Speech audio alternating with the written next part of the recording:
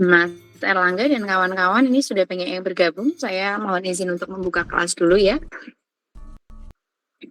Suara saya bisa didengar? Bisa, Bu. Bisa, Bu. Ya, baik. Selamat pagi seluruh mahasiswa. Assalamualaikum warahmatullahi wabarakatuh.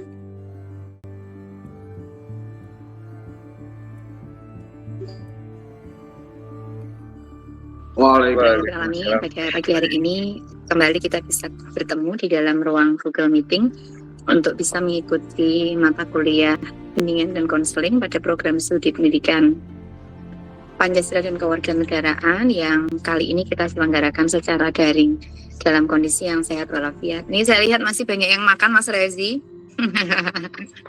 Mumpung di rumah ya, Mas ya. Oh, berdua. Nggih. Nggih, baik seluruh mahasiswa, hari ini saya lupa kalau ada kuliah. Ingatkan Mas Erlangga tadi malam. Insya Allah akan kita lanjutkan presentasi di kelompok berikutnya. Ya, begitu ya Mas Rezi ya. Yang bertugas hari ini kelas B atau kelas A?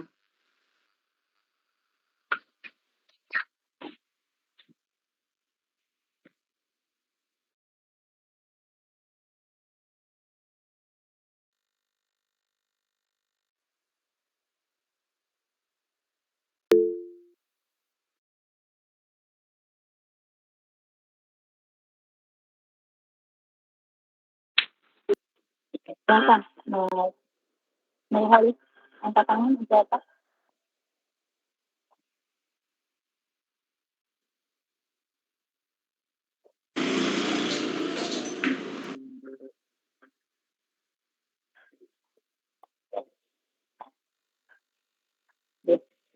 ada jawaban, beliau nggak apa-apa, apapun. Ini perasaan semua saya tahu. Nanti silakan kelas B yang hari ini presentasi, bahasan kita apa ya hari ini?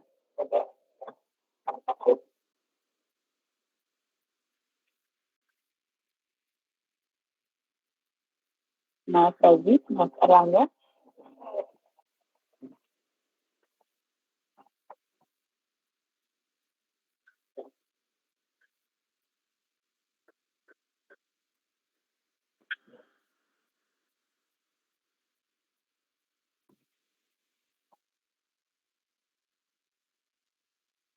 Power off.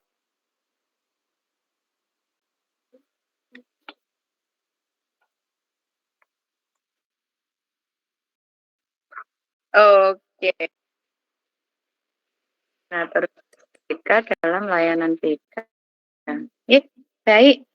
Untuk memanfaatkan waktu yang ada, monggo silahkan dimulai presentasinya, dibantu oleh moderator dan notulis. Moderatornya siapa, Mas Erlangga, hari ini?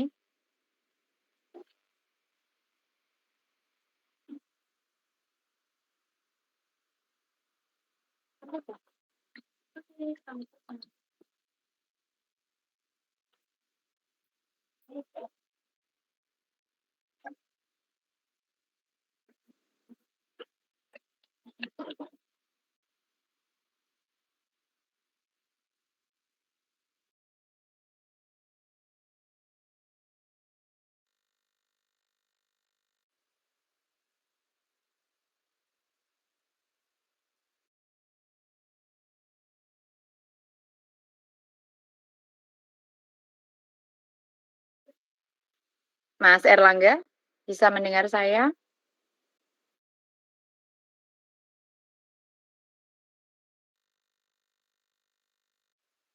Oke, monggo silakan langsung dikelola kelasnya. Kita mulai presentasi sesuai dengan pembagian tugas moderator dan notulis ya.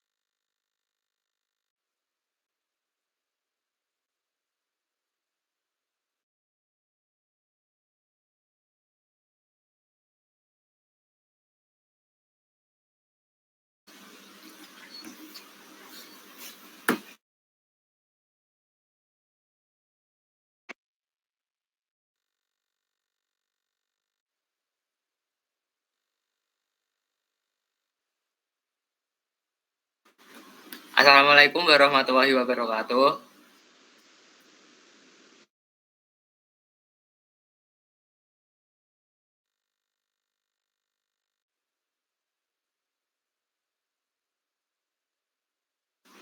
Di sini saya sebagai moderator dari kelompok 3. Jadi untuk teman-teman kelompok 3 bisa langsung presentasi sekarang. Baik, sebelumnya selamat pagi. Pertama-tama saya ucapkan terima kasih untuk Ibu Naning atas waktu dan kesempatan yang telah diberikan. Sebelumnya izinkan kami dari kelompok 3 dengan topik ke-6, yaitu tugas kepala sekolah dan koordinator bimbingan konseling dan layanan bimbingan konseling, untuk mempresentasikan hasil diskusi kelompok kami. Sebelumnya, izinkan kami untuk memperkenalkan diri. Yang pertama, saya sendiri. Perkenalkan, nama saya Fania Geselda dengan NIM K6423073. Dengan saya Aditya Rizky Nur Ananda dengan NIM K6423003.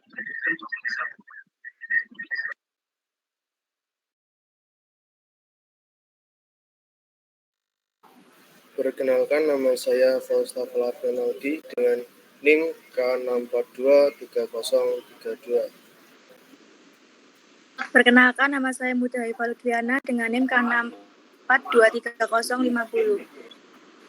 Perkenalkan, nama saya Skarla Rasati dengan NIM K6423066.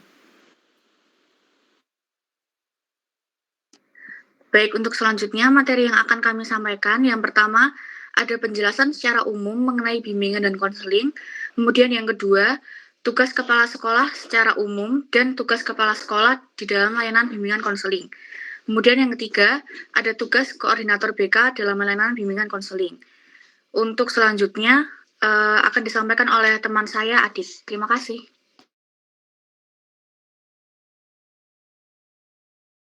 Yang pertama, dari kelompok kami ingin mengulas kembali bimbingan dan konseling. Apa itu sih bimbingan dan konseling itu? Bimbingan fokus utamanya itu memberikan bantuan atau pengarahan yang diberikan oleh seorang ahli dalam bidang konseling, baik itu guru pendidik dengan cara tatap muka, baik secara individu atau kelompok dengan memberikan pengetahuan dalam mengatasi suatu permasalahan yang tengah dialami konseling secara berkala dan sistematis. Dan selanjutnya ada tugas guru BK. Sebenarnya tugas guru BK lumayan banyak, tapi yang kelompok kami sampaikan ada 5. Yang pertama itu membantu peserta didik mengembangkan kemampuan belajar dalam mengikuti pendidikan dan belajar secara mandiri. Untuk yang kedua, tempat mencurahkan segala keluh kesah. Siswa diharapkan untuk bercerita atau berkeluh kesah terhadap guru BK apa yang permasalahan yang sedang dihadapinya. Yang ketiga ada membantu peserta didik mengetahui potensi diri. Karena potensi setiap siswa itu berbeda-beda. Dan yang keempat, membantu peserta didik menangani atau memecahkan masalah-masalah pribadi. Yang terakhir, yaitu membantu peserta didik dalam mempertimbangkan pilihan dan keputusan karir secara tepat atau jenjang karir selanjutnya. Yang selanjutnya ada kepala sekolah dalam layanan bimbingan dan konseling. Sebelumnya, kepala sekolah itu apa sih?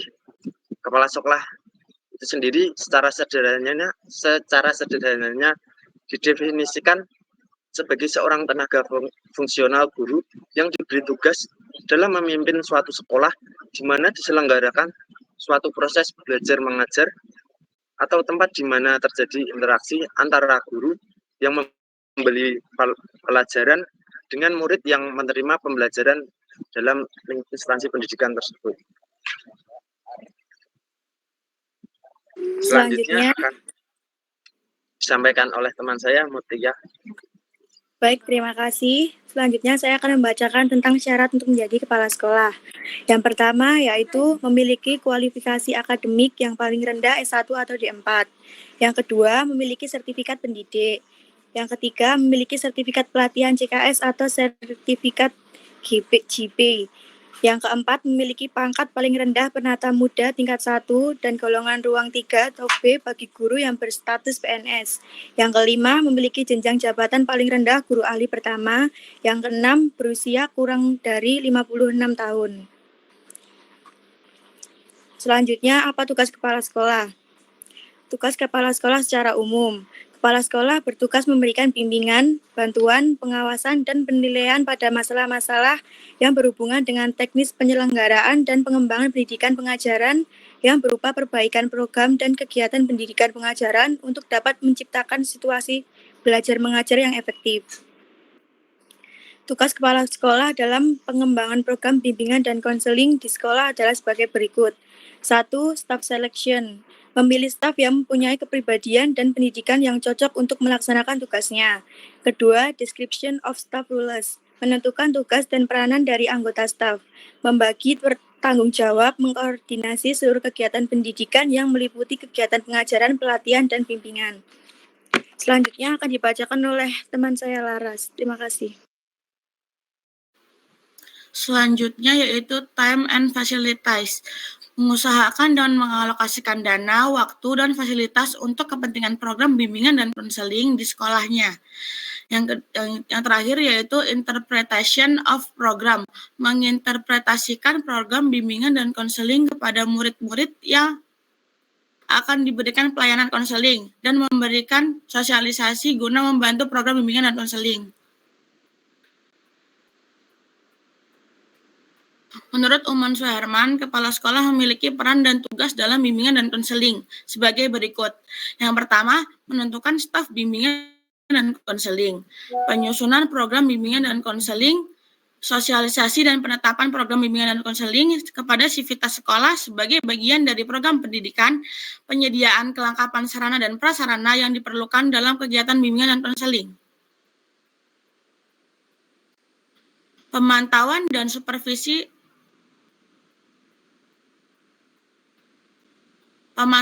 supervisi terhadap pelaksanaan bimbingan dan konseling, pengembangan kerjasama dengan instansi atau profesi lain yang berkaitan dengan pelaksanaan kegiatan bimbingan dan konseling, serta pengembangan program bimbingan dan konseling termasuk pembinaan dan pelatihan personil bimbingan dan konseling.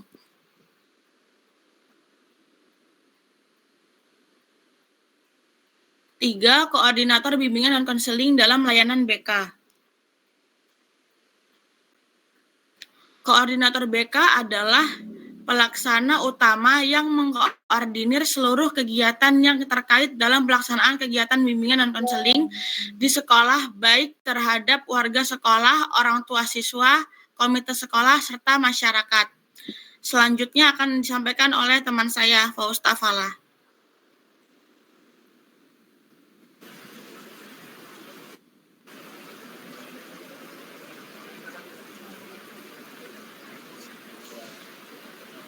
Baik, selanjutnya adalah syarat-syarat menjadi koordinator bimbingan dan konseling. Yang pertama adalah lulusan dari jurusan bimbingan konseling itu sendiri. Yang kedua, mampu menjunjung tinggi kode etik bimbingan dan konseling, memiliki kompetensi menjadi koordinator bimbingan dan konseling, serta memahami tugas-tugas yang dipikul.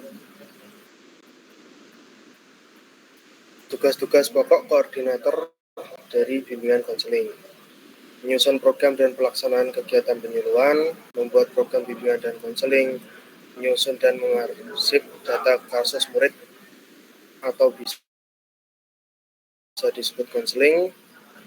Selanjutnya, berkoordinasi dengan wali kelas dalam mengatasi masalah yang dihadapi siswa, serta memberikan layanan penyuluhan karir kepada siswa agar berprestasi dalam pembelajaran.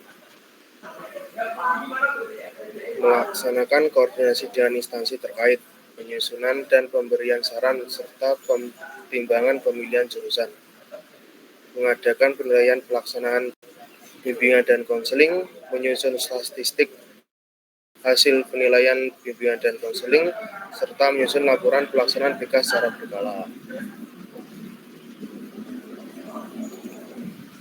Dalam buku Mamat Supratna, tugas-tugas koordinator guru pembimbing antara lain, yaitu yang pertama, mengkoordinasi guru bimbingan konseling dalam memasyarakat pelayanan bimbingan dan konseling, menyusun program bimbingan dan konseling, melaksanakan program bimbingan dan konseling, mengadministrasikan kegiatan bimbingan dan konseling, menilai program bimbingan dan konseling, serta mengadakan tindak lanjut.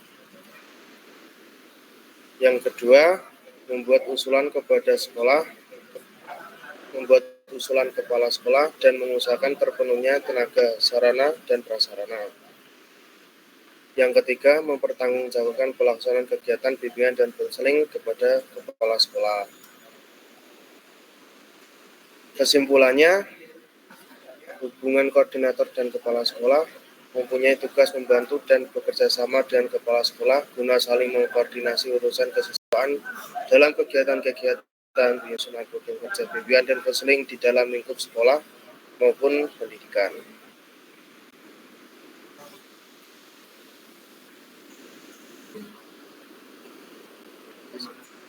Sekian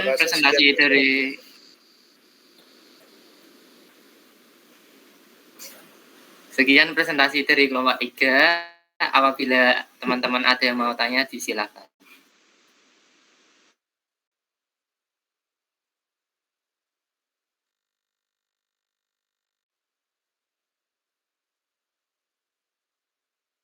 Silakan untuk yang raisen bisa langsung bertanya.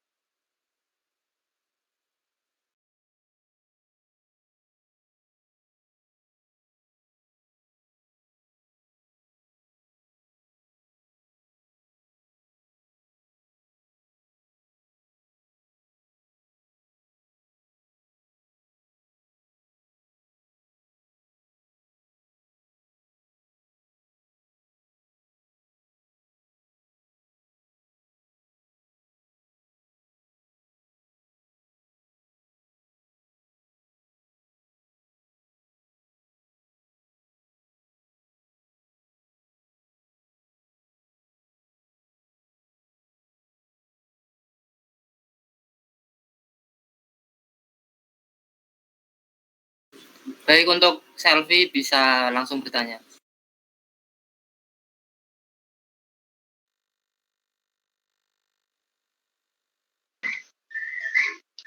Terima kasih atas kesempatan yang diberikan.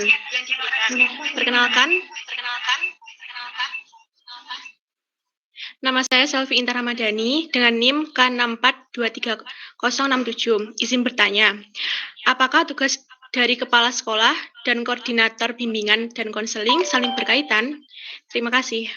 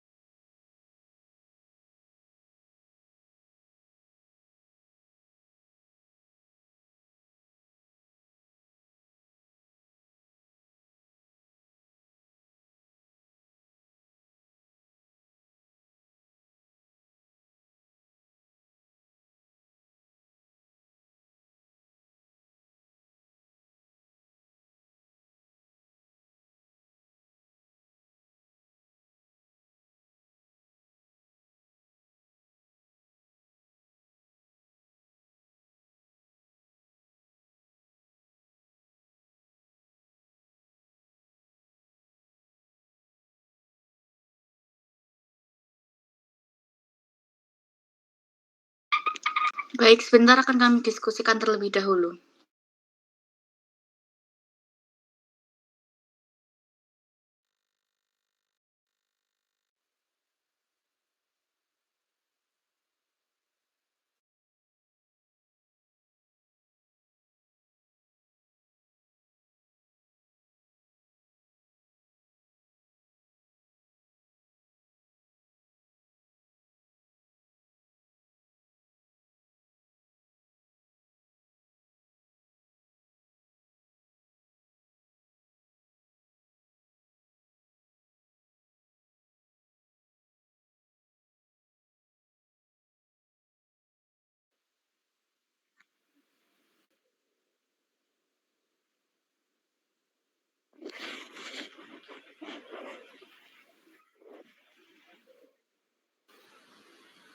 Baik, buat Maria dan Bintang, boleh dipersiapkan jawabannya. Nanti kami akan menjawab secara bersama-sama ketiganya. Terima kasih.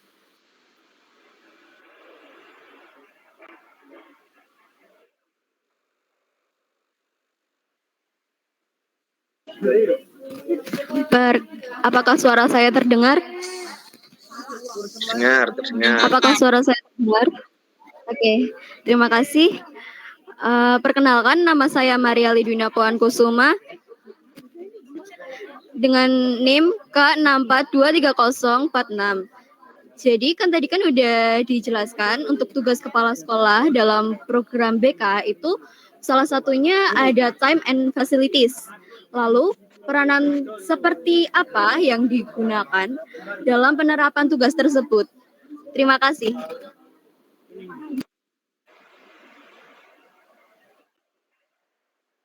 Baik, terima kasih untuk Bintang.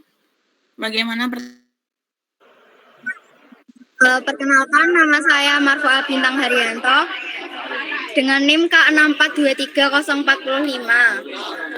Saya izin bertanya, bagaimana menunjukkan bahwa manajemen pelayanan BK dapat dikatakan sudah berjalan dengan baik dan produktif?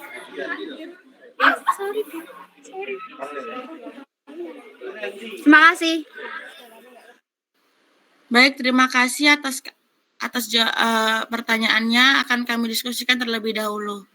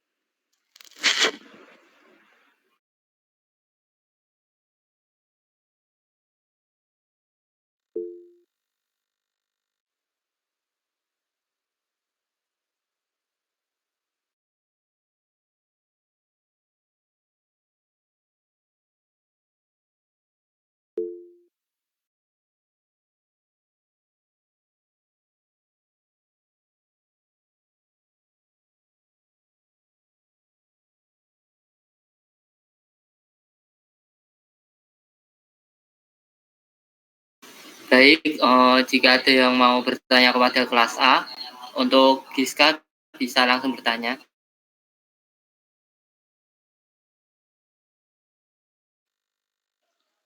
Perkenalkan, saya Giska Marifatul Ashifa dengan NIM K642335.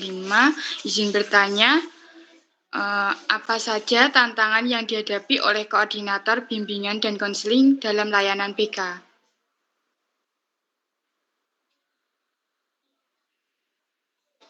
Terima kasih.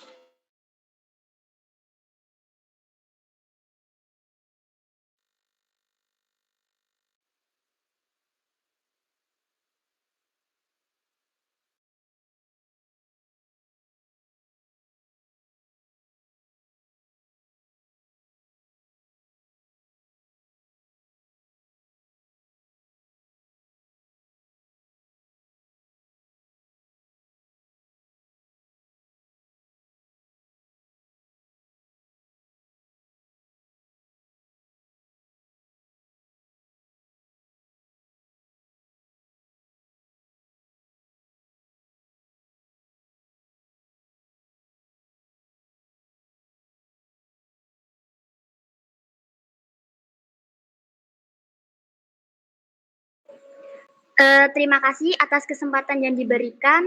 Perkenalkan, nama saya Ananda Ayunadila JS dengan NIM K642301.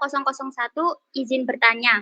Kan pada materi tersebut disebutkan bahwa tugas koordinator BK yakni bertanggung jawab atas keseluruhan kegiatan bimbingan dan konseling yang dilakukan seperti perencanaan, pelaksanaan, dan evaluasi. Nah, apakah kesulitan-kesulitan yang dihadapi koordinator BK dalam mengevaluasi tersebut? Terima kasih.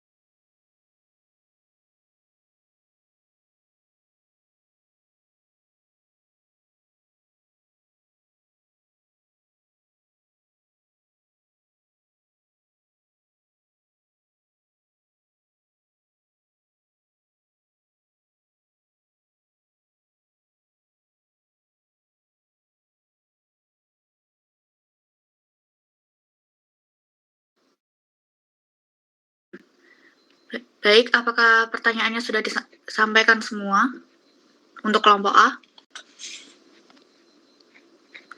Kalau begitu, izinkan kami dari kelompok B untuk menjawab beberapa pertanyaan. Pertanyaan pertama akan disampaikan oleh rekan saya, yaitu Faustafala. Waktu dan tempat dipersilahkan.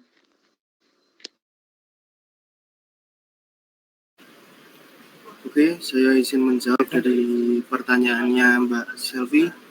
Apakah tugas dari kepala sekolah dan koordinator bimbingan dan konseling saling berkaitan? Iya, karena kalau dari koordinator kan memberikan pembagian tugas ke guru bimbingan dan konseling, memantau layanan bimbingan dan konseling berjalan dengan lancar atau tidaknya, dan menganalisis pelayanan bimbingan dan konseling tidak akan jalan tanpa dukungan dari kepala sekolah. Karena tugas kepala sekolah adalah mengkoordinasikan agar pelaksanaan kegiatan pembelajaran dalam bimbingan dan konseling dapat berjalan dengan baik dan memberikan sarana dan prasarana yang lengkap di sekolah.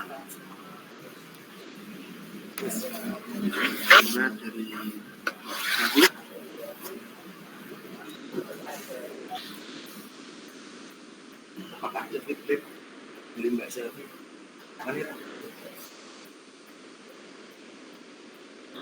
Baik, apakah Mbak Selvi sudah jelas atau ada yang mau ditanyakan lagi? Oh, udah, terima kasih. Baik, untuk selanjutnya pertanyaan dari Maria yang akan saya jawab. Pertanyaannya adalah tugas kepala sekolah dalam program BK, salah satunya yaitu time and fasilitas. Lalu peranan seperti apa yang digunakan dalam penerapan tugas tersebut? Baik, contoh penerapan time and fasilitas dalam tugas kepala sekolah sebagai pengembangan, bimbingan, dan konseling adalah dengan mengalokasikan dana, waktu, sarana, dan prasarana yang memadai guna membantu berjalannya kepentingan program bimbingan dan konseling di sekolah. Baik, untuk Maria, apakah sudah jelas atau ada yang mau ditanyakan lagi?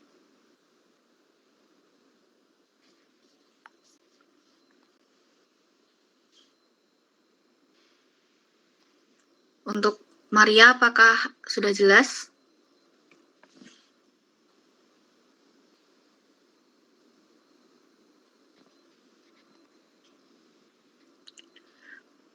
Kita langsung ke pertanyaan berikutnya saja yang akan disampaikan oleh Adit. Terima kasih. Oke, yang ketiga pertanyaan dari Mbak Bintang. Bagaimana cara menentukan bahwa manajemen pelayanan BK dapat dikatakan sudah berjalan dengan baik dan produktif? Jadi pelayanan BK dikatakan sudah baik dan produktif jika kegiatan manajemen bimbingan dan konseling dikatakan produktif, dapat menghasilkan keluaran baik secara kualitas maupun sisi kuantitas. Kualitas dari layanan bimbingan dan konseling dapat dilihat dari tingkat kepuasan dari konseling tersebut yang mendapatkan layanan bimbingan dan konseling. Seperti itu. Apakah ada feedback dari Bintang? Tidak ada. Terima kasih atas jawabannya, Mas Adi.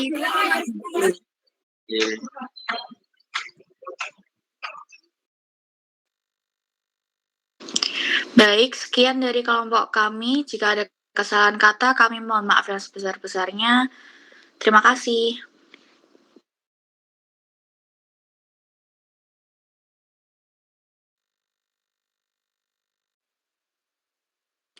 Saya kembalikan kepada moderator. Terima kasih.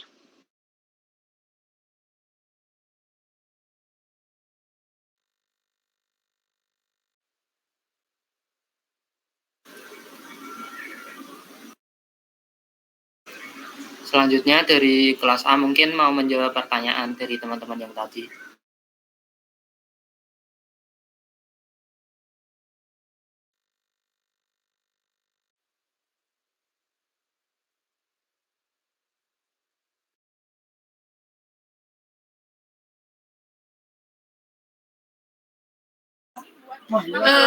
Sebelumnya, perkenalkan nama saya Frelin Dilestianik, izin menjawab pertanyaan dari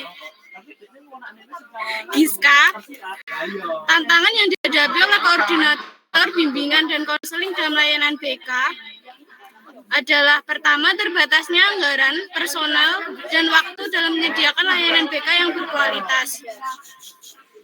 Kedua, harus bisa menyesuaikan kebutuhan untuk memenuhi layanan, karena siswa memiliki kebutuhan dan tantangan yang berbeda-beda. Ketiga, semakin banyak siswa yang mengalami masalah kesejahteraan mental, semakin banyak yang memerlukan perhatiannya khususnya dalam layanan BK. Keempat, adanya perubahan dalam kebijakan pendidikan atau kurikulum sekolah dapat berpengaruh dalam layanan BK yang diselenggarakan. Maka dari itu, harus memerlukan penyesuaian. Jadi, untuk mengatasi tantangan ini, koordinator BK perlu memiliki keterampilan manajemen, kemampuan berkomunikasi yang kuat, dan dukungan dari kepala sekolah dan staf BK lainnya. Apakah sudah jelas? Sudah, terima kasih. Ya.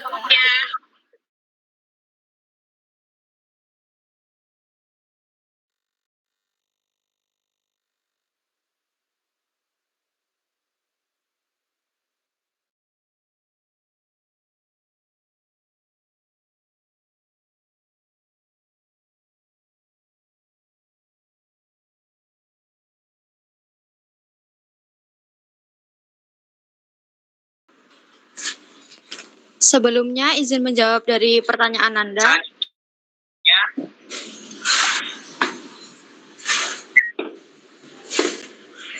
Kesulitan yang dihadapi koordinator BK yaitu yang pertama kekurangan waktu. BK merasa kekurangan waktu sehingga tidak sempat melakukan evaluasi. Evaluasi yang mungkin bisa dilakukan adalah dengan evaluasi non formal yang biasanya tidak akurat serta adanya tekanan dalam melaksanakan tugas-tugas yang ada membuat koordinator BK mengabaikan kegiatan evaluasi. Yang kedua, kurangnya pelatihan mengenai penelitian dan evaluasi. Koordinator BK memiliki pengetahuan yang rendah mengenai evaluasi, pengetahuan tentang instrumen dan metode evaluasi juga sangat minim. BK sama sekali tidak mengetahui bahwa terdapat bermacam-macam instrumen yang dapat dimanfaatkan untuk melakukan evaluasi. Yang ketiga, perilaku manusia tidak mudah diukur. Instrumen dan metode pengukuran pada area personality, sikap, dan motivasi seringkali mengalami hambatan. Terima kasih, apakah sudah jelas? Sudah, terima kasih jawabannya Mbak Bella.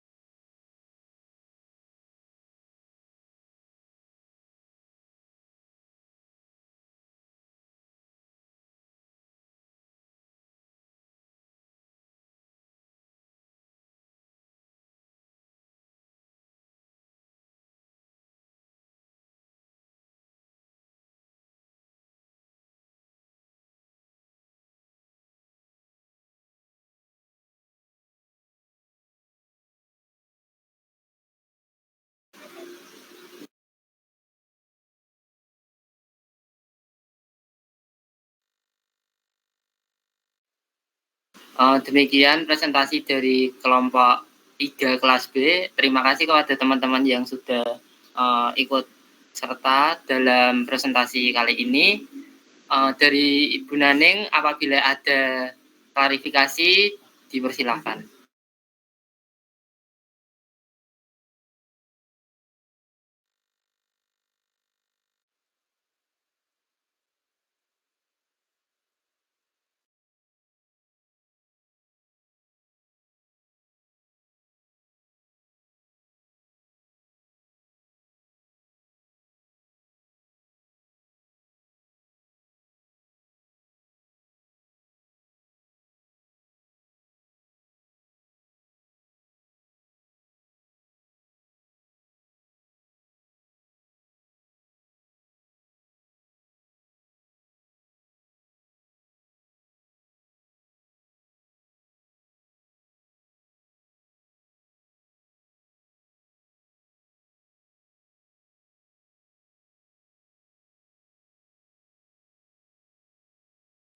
Monggo jika masih ada pertanyaan boleh ditanyakan lagi. Tapi kalau tidak ada ditunggu dulu ya. Ditunggu mungkin 5 sampai 10 menit.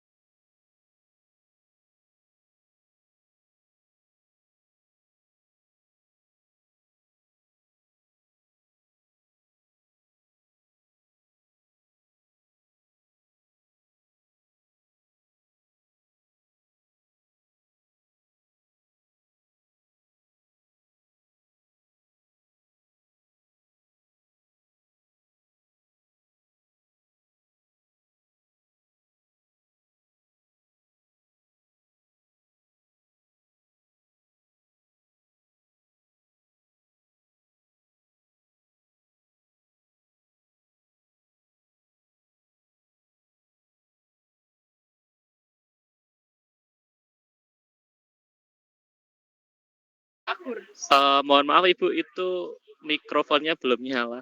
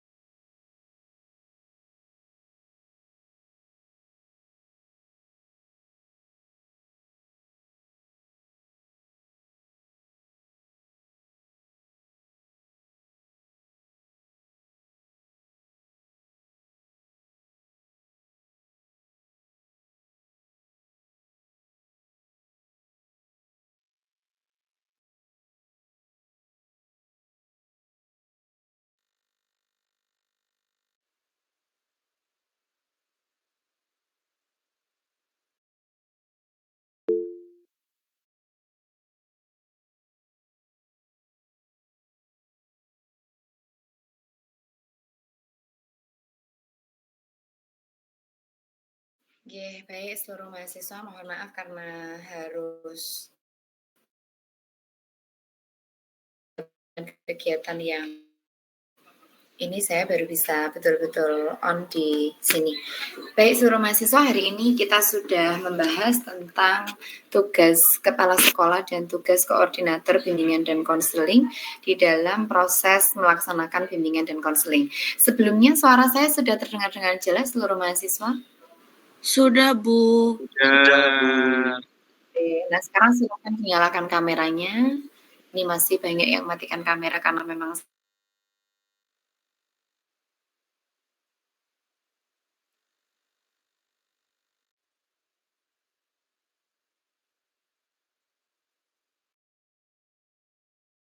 monggo dinyalakan dulu.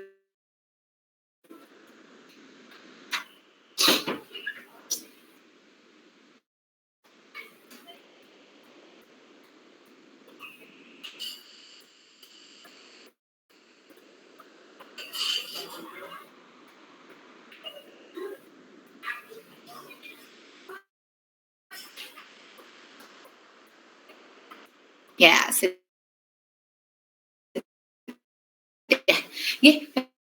baik seluruh mahasiswa, satu bagian yang tidak terpisahkan dari pelaksanaan pendidikan secara umum. Jadi yang namanya BK itu akan selalu ada di dalam setiap lingkup pendidikan dan jenjang pendidikan. Kalau selama ini Mas dan Mbak sudah pernah mengenal bimbingan dan konseling itu di level SMP atau SMA, maka kemarin saya juga sudah menjelaskan bahwa bisa kita temui di perguruan tinggi yang saat ini sedang Mas dan Mbak lakukan. Thank you. Lalu ada juga yang di level pendidikan dasar, meskipun mungkin tidak bisa dilakukan oleh guru BK secara langsung karena memang tenaga guru BK atau konselor itu masih sangat kurang dan sangat minim. Nah, seluruh mahasiswa, bimbingan dan konseling itu bisa berjalan dengan baik ketika ada campur tangan dari kepala sekolah sebagai kepala administratif yang nanti akan mengambil keputusan, memberikan tugas, memberikan pertimbangan, begitu ya, pada seluruh program yang ada di sekolah. Hanya saja di dalam prosesnya memang bimbingan dan konseling ini perlu menyusun program yang akan dilakukan selama 1 tahun. Kira-kira apa saja yang akan dilakukan dan diberikan kepada seluruh siswa, baik guru BK itu memiliki jam kelas ataupun guru BK itu tidak memiliki jam masuk kelas, semuanya harus terprogram sedemikian rupa yang itu direncanakan bersama oleh guru BK yang ada di setiap sekolah, disetujui oleh koordinator BK, dimasukkan ke dalam rapat sekolah dan kemudian akan disetujui oleh kepala sekolah. Nah, dengan program yang telah tersusun baik itulah maka para kepala sekolah ini bisa mengambil keputusan. Kira-kira apakah ada dana yang perlu diberikan kepada bimbingan dan konseling, apakah ada fasilitas yang perlu diberikan gitu. Apakah ada kegiatan-kegiatan yang perlu disupport narasumber dari luar dan sebagainya, yang itu nantinya akan memudahkan peran bimbingan dan konseling sehingga BK itu bisa berjalan dengan baik. Kalau pertanyaan-pertanyaan yang muncul ini tadi sepertinya sudah sangat mengarah ke bagaimana kepala sekolah itu mengambil peran gitu ya. Ini contohnya, apa saja tantangan yang dihadapi oleh koordinator bimbingan dan konseling dalam layanan BK? Dan sebetulnya tantangan yang dihadapi oleh koordinator BK itu banyak ya. Termasuk di dalamnya adalah bagaimana membumikan bimbingan dan konseling itu di setiap sekolah. Bagaimana caranya supaya sekolah-sekolah itu merasa perlu adanya bimbingan dan konseling. Karena selama ini banyak sekolah-sekolah yang memiliki bahwa mereka bisa melakukan kegiatan pembelajaran tanpa harus ada BK di dalamnya. Nah, itu bagaimana caranya membuat bimbingan dan konseling ini ada gaungnya, ada suaranya, kemudian ada efeknya. Itu adalah tantangan yang dihadapi oleh koordinator BK. Gimana caranya supaya BK itu dianggap, tidak dipandang sebelah mata, dan program-programnya itu didukung oleh seluruh guru, seluruh pihak yang ada di setiap sekolah. Saya rasa ini sangat banyak ditemui ketika sekolah-sekolah itu tidak memberikan jam masuk untuk bimbingan dan konseling. Jam masuknya itu kan kalau guru PPK itu kan selalu ada jam masuk ya, misalnya 1 minggu 2 kali masuk atau 1 kali masuk gitu 2 jam pelajaran. Nah, karena ada jam masuk, maka guru PPKN ini akan dianggap penting. Oh, ada mata pelajaran PPKN, saya harus belajar, nanti ada ujiannya, saya harus menyelesaikan begitu. Nah, tapi kalau BK ini belum tentu diberikan jam masuk karena banyak sekali asumsi yang di dalamnya itu tadi. Memang BK itu harus, karena BK tidak ada nilai, apa yang perlu diajarkan dalam BK, apa yang perlu diberikan di dalam pembelajaran BK gitu. Padahal BK itu perlu untuk memberikan layanan dasar yang sudah kita bahas yang di minggu-minggu sebelumnya. Perlu untuk memberikan layanan responsif gitu. Perlu untuk memberikan bimbingan klasikal, bimbingan kelompok dan sebagainya yang memang itu wajib untuk diberikan guru BK kepada seluruh siswa. Tapi kalau kita tidak diberikan jam masuk, nah itu yang akan membuat BK ini menjadi golongan yang ini terlihat, antara terlihat dan tidak terlihat, antara ada dan tidak ada. Mbak Rizky, Mas Agung, ada apakah suara saya putus-putus?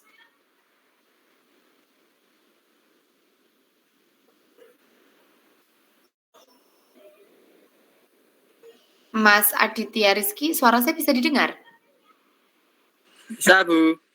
Terdengar, Bu. Terdengar. Yes. Ini Mbak Rizky dan Mas Agung angkat tangan, saya kira karena, oh iya, saya kira mau ada yang ditanyakan. Oke, baik, saya lanjutkan. Nah itulah, karena asumsi pandangan terhadap bimbingan dan konseling itu juga tidak seperti ke mata pelajaran yang lain, maka itu menjadi salah satu tantangan terbesar. Bagaimana membuat bimbingan dan konseling ini nampak di permukaan dan pada akhirnya nanti diperlukan. Karena diperlukan, otomatis kan nanti akan banyak yang mencari, akan banyak yang datang ke ruang BK, dan mungkin ada kegiatan-kegiatan bimbingan yang lain yang di sekolah. Maka tantangan terbesar kemudian adalah bagaimana membuat BK itu bisa dilihat. Misalnya program apa yang bisa disampaikan oleh koordinator BK, guru BK yang ada di situ untuk merancang program BK yang sekiranya sesuai dengan kebutuhan di sekolah, dan kebutuhan-kebutuhan itulah yang nanti akan diupayakan bisa terjawab melalui bimbingan dan konseling yang ada di sekolah. Begitu Mbak Giska dan mungkin teman-teman yang lain. Tapi sebetulnya begini, koordinator bimbingan dan konseling itu juga tidak bisa bekerja sendiri. Beliau akan bekerja bersama-sama dengan guru BK yang lain untuk membuat instrumen assessment, melakukan identifikasi kebutuhan, gitu, apa saja yang dibutuhkan di sekolah itu, lalu menyusun program, sampai akhirnya nanti membuat BK ini nampak di dalam sebuah sekolah dan diperlukan oleh masyarakat di sekolah. Jadi begitu nggih yang paling utama di dalam koordinator BK. Nah, kepala sekolah dan koordinator BK ini tentu akan sangat berkaitan kegiatannya, karena dari koordinator BK disampaikan kepada kepala sekolah bahwa BK tahun ini membutuhkan dana sepersekian dari seluruh pendanaan pendidikan yang ada di sekolah. BK tahun ini akan melakukan kegiatan ini. BK akan memberikan bimbingan klasikal dengan tema ini, jadi perlu ada narasumber yang mendukung dan sebagainya. Sehingga itu perlu dikoordinasikan dengan baik, yang nantinya koordinasi itu akan membuat seluruh warga sekolah itu jadi tahu, oh ini toh yang nanti akan dilakukan oleh BK dan yang diperlukan oleh BK. Gitu saya rasa seluruh mahasiswa terkait dengan tugas koordinator BK dan tugas kepala sekolah. Berbicara tentang tugas mereka, apakah sudah bisa berjalan dengan baik ataukah belum, ya saya tidak bisa memukul rata. Memang ada sekolah yang sudah berjalan dengan sangat baik, sehingga BK-nya ini menjadi pihak yang sangat dicari dan sangat bermanfaat untuk kegiatan pembelajaran, tapi ada juga yang memang belum bisa dilakukan dengan baik. Karena mungkin asumsi dari sekolah terkait dengan layanan BK juga tidak sama, dan barangkali memang kepala sekolah juga memiliki keterbatasan pemahaman tentang BK. Bisa jadi juga karena koordinator BK dan pihak BK sendiri belum mampu unjuk kerja yang tampak gitu. apa yang bisa dilakukan BK untuk sekolah itu belum nampak, sehingga barangkali juga akhirnya fasilitas BK belum terpenuhi dengan baik, pendanaan di BK juga belum terpenuhi dengan baik, dan seterusnya. Nah, monggo saya kembalikan ke kelas, barangkali masih ada pertanyaan-pertanyaan tambahan terkait dengan tugas kepala sekolah dan tugas guru BK di dalam layanan bimbingan dan konseling. Silakan.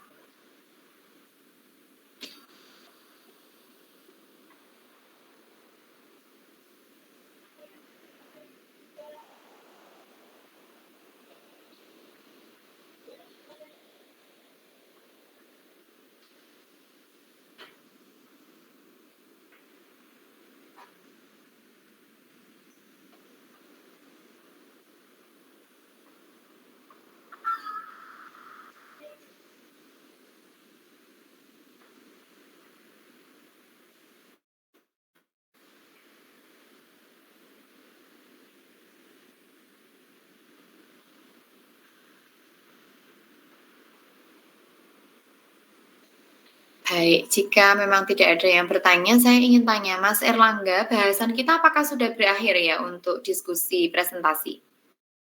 Atau minggu depan masih? Masih belum, Bu. Masih ada beberapa materi yang belum dipresentasikan. Ada topik 7 mengenai tugas guru BK dan mata pelajaran, dan topik 8 perbedaan wilayah kerja layanan guru dan guru BK. Tinggal 2 topik aja, Bu. Oke, tinggal 2 topik. Oke, baik, tinggal 2 topik, insya Allah kita selesaikan minggu depan atau 2 minggu lagi. Kemudian begini Mas Erlangga, nanti untuk persiapan silahkan, kan dulu di awal perkuliahan saya sudah memberikan informasi bahwa nanti akan ada observasi dan wawancara terkait layanan BK gitu ya. Kalau nggak salah begitu, kalau nggak salah juga sudah saya minta untuk membagi kelas menjadi beberapa kelompok, dan nanti didiskusikan melalui WA nggih Mas Erlangga, beberapa kelompok yang perlu untuk kita bagi. Yang jelas ada TK, ada SD, ada SMP, SMA, SMK. Kemungkinan ada 5 ya Mas ya. 5 jenis sekolah. Nah, 5 jenis sekolah ini kalau ini satu kelasnya kita bagi menjadi 5 kelompok, saya rasa kok jumlah mahasiswanya terlalu besar. Mungkin satu kelasnya nanti perlu kita bagi menjadi 10 kelompok. Sehingga 2 kelas itu kita bagi menjadi 4 kelompok. Sorry. Satu kelas 10 kelompok, jadi 2 kelas menjadi 20 kelompok. Kira-kira kalau 20 kelompok, satu kelompok ini berapa orang ya? Mungkin 4 orangan ya?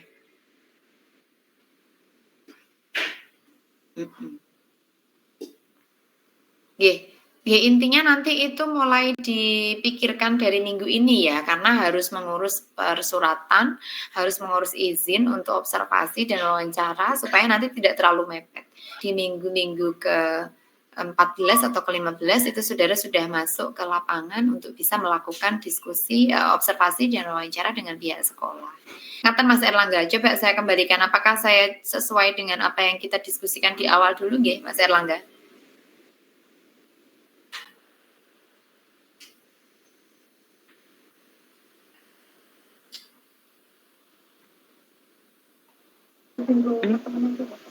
Maaf Bu, suaranya tadi putus di sini. Enggak apa-apa, gini aja Mas Erlangga, pada intinya saya menghimbau untuk mulai menyiapkan terkait dengan observasi. Nah, untuk observasinya seperti apa kita diskusikan di WA ya, ini sepertinya sinyalnya juga tidak terlalu bagus. Nanti supaya tidak mengulang-ulang lagi, dan seingat saya, waktu pertama bertemu itu kan sudah pernah saya minta atau saya informasi ada berapa sekolah gitu, supaya tidak berbeda dengan informasi di awal. Saya minta observasinya kemana saja gitu, 4 sekolah atau 5 sekolah. Coba Mas Erlangga tuliskan nanti nggih di dalam grup WA untuk saya beri follow up. Perlu ditambah atau tidak begitu. Itu Mas Erlangga. Waktu awal itu Bu Naning minta dari TK sampai jenjang SMA SMK. Oke, berarti kan SMA sendiri, SMK sendiri ya Mas Erlangga. Ada 5 jenis sekolah, TK, SD, SMP, SMA, dan SMK. Nah, karena 5 jenjang sekolah gitu. Padahal kalau kita mau bagi kelas itu menjadi kelompok-kelompok, kalau cuma sampai 5 kelompok ini kok kayaknya terlalu besar. Maka perlu kita bagi satu kelas itu menjadi 10 kelompok. Kalau 10 kelompok kan satu kelompoknya berapa orang ya? 4 atau 5 orang itu? Izin menjawab, Bu, 3 sampai 4 orang Iya, tadi silakan. aku hitung. Kalau 3 sampai 4 orang saya rasa kok iya terlalu sedikit ya. Gini Izin, Bu. aja. Silakan Mas Erlangga. Atau pakai kelompok sesuai kelompok presentasi gitu, Bu. 4 Berapa 4 orang ya? itu Mas kalau presentasi? 4 sampai 5. 4 sampai 5 anak, Bu. Iya, wes itu 8 aja. kelompok. Kalau 3 orang ya terlalu sedikit. Kalau 3 orang ya terlalu sedikit, tapi ya 4 sampai 5 itu saya rasa efektif. Ini kemauan Mas Erlangga. Nanti begini, jika memang tidak bisa satu kelas itu 10 kelompok, ya berarti 8 kelompok nggak apa-apa. Tapi jenjang sekolahnya harus ada semua ya. Ada yang TK, ada yang SD, SMP, SMA, SMK. Mungkin ada satu jenjang yang hanya satu kelompok saja, misalnya TK gitu. TK kan mungkin masih belum banyak BK-nya.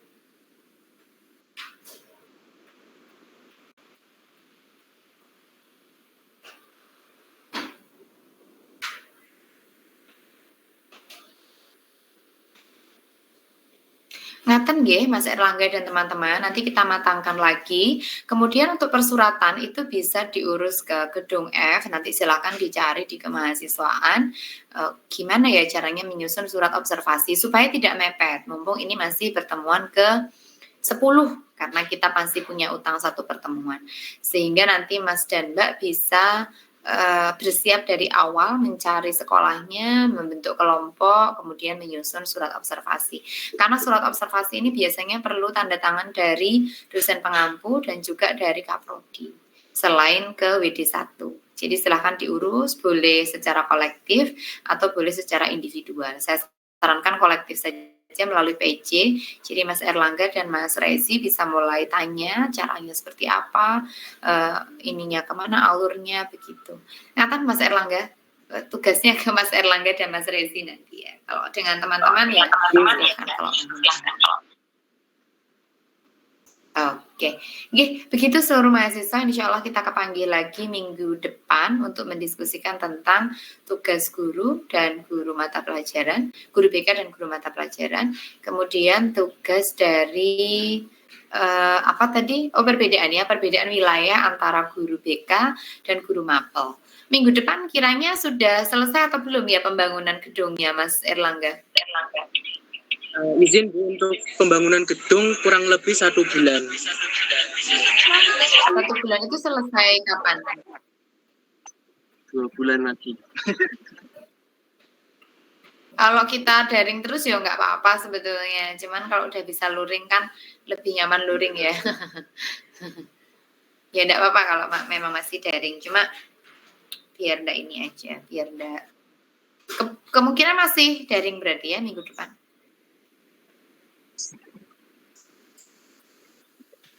Oke. Baik, saya tutup dulu perkuliahan kita pada pagi hari ini seluruh mahasiswa. Kita bertemu lagi insya Allah minggu depan dengan bahasan yang berbeda. Terima kasih sudah menyiapkan dan mengikuti perkuliahan dengan baik. Mohon maaf karena harus saya sambil di akhir tahun ini lumayan banyak yang harus kami kerjakan. Semoga tidak banyak terganggu dan selamat mengikuti kegiatan berikutnya. Wassalamualaikum warahmatullahi wabarakatuh. Waalaikumsalam.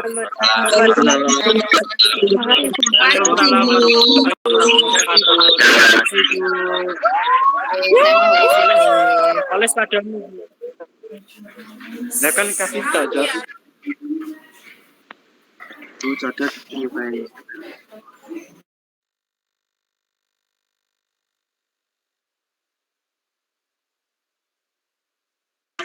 Iya, kita